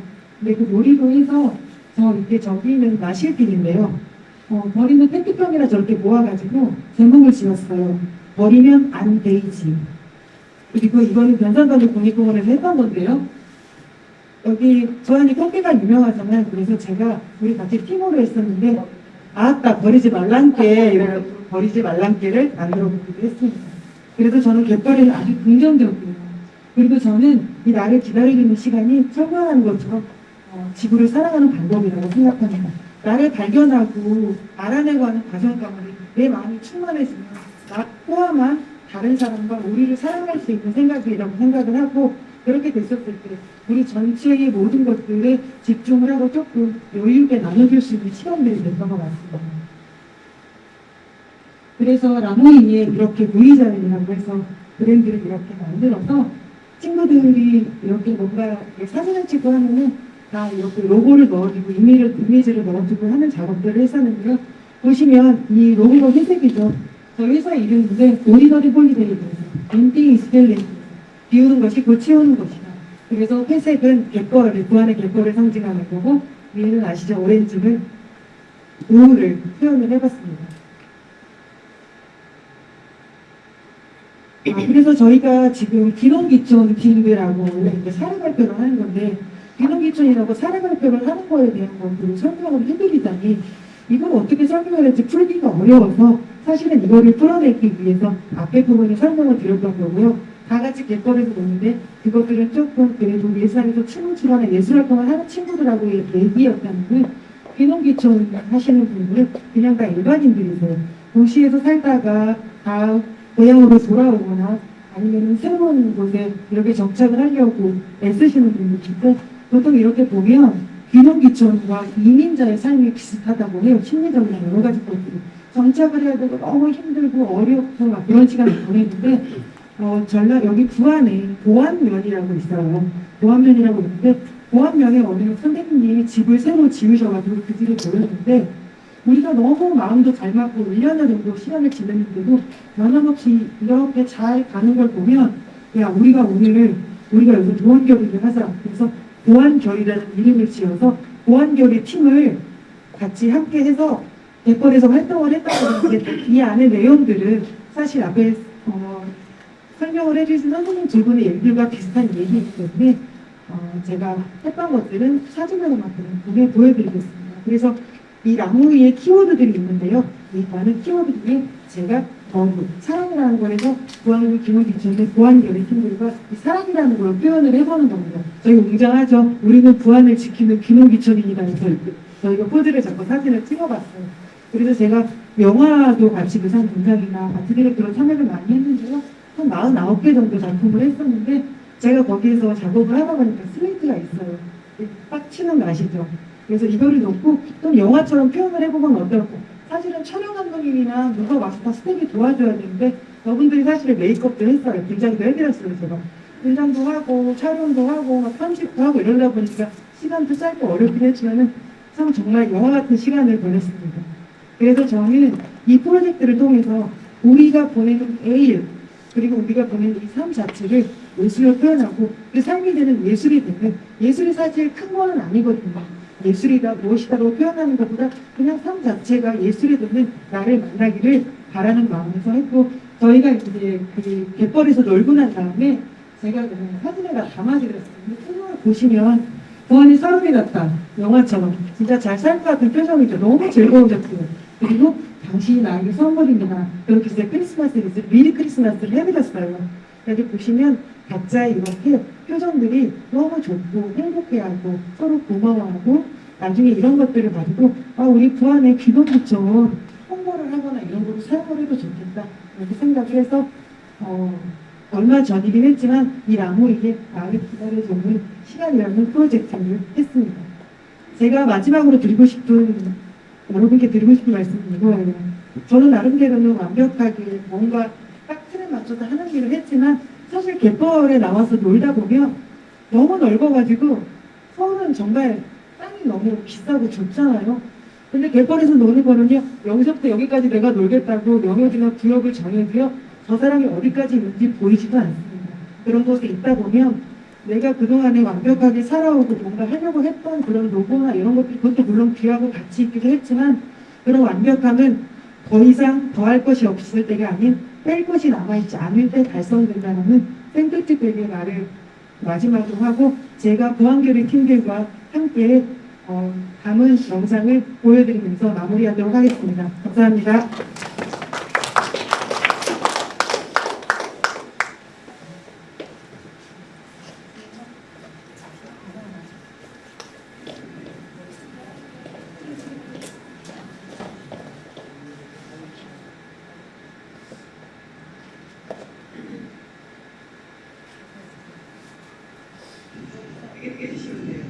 보험결이 시작하도록 하겠습니다. 어색한데요? 한번 더 할까요? 신나게? 보험결이 시작하도록 하겠습니다. 레디? 액션 내주셔야죠. 네, 괜찮아요. 레디하라고. 빨리 알려줘. 레디? 액션. 보안결이 촬영 시작하도록 하겠습니다. 보험결이 시작하도록 하겠습니다. 레디 액션. 한 번 더 할까요? 보험결이 시작하도록 하겠습니다. 레디 액션. 좋습니다. 그 방향 찍을게요. 그냥 여기 가까이.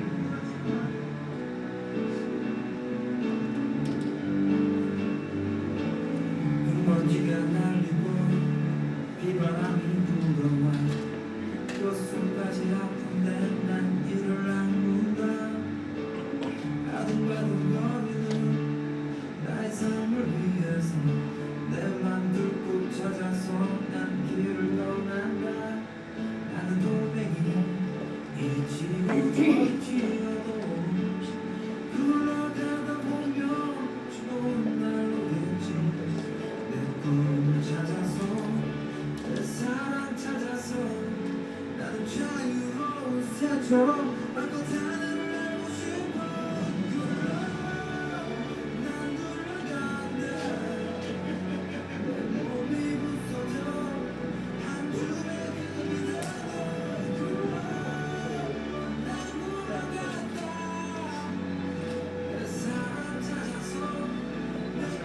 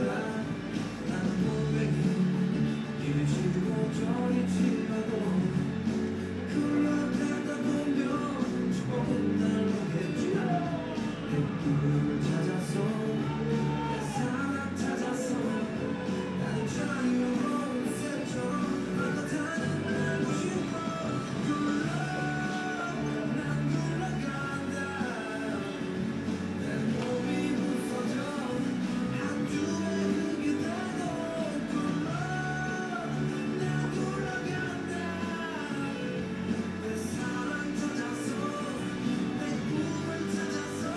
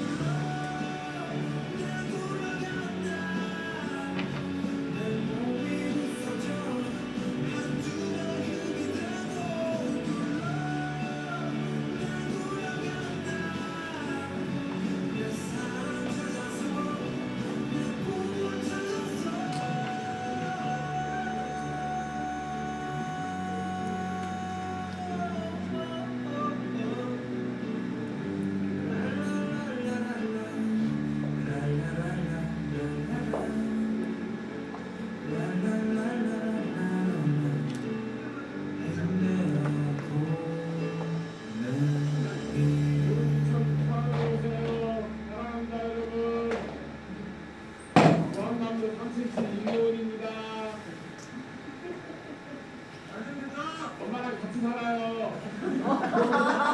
엄마 많이 연세가 드셔가지고 힘들어요. 그래도 재밌어요. 저희 오늘 이 프로젝트를 위해서 함께 응원해 주신 분들이 계시는데요. 한국 문화재단에 계시는 분들께 감사 인사 한번 전해주세요. 이성계 님. 네, 이렇게 좋은 기회를 만들어주셔서 저희들이 와주셔서 너무 감사합니다. 대한민국 문화재단 화이팅! 화이팅! 김동원 선생님이랑 김동원이도 한 말씀 해주세요. 이런 학생이가 너무 좋다. 너무 감사합니다. 오늘 같은 자리에서 만나요. 하트 한번 해주실까요? 하늘 하트. 하트 소리도 좋아요.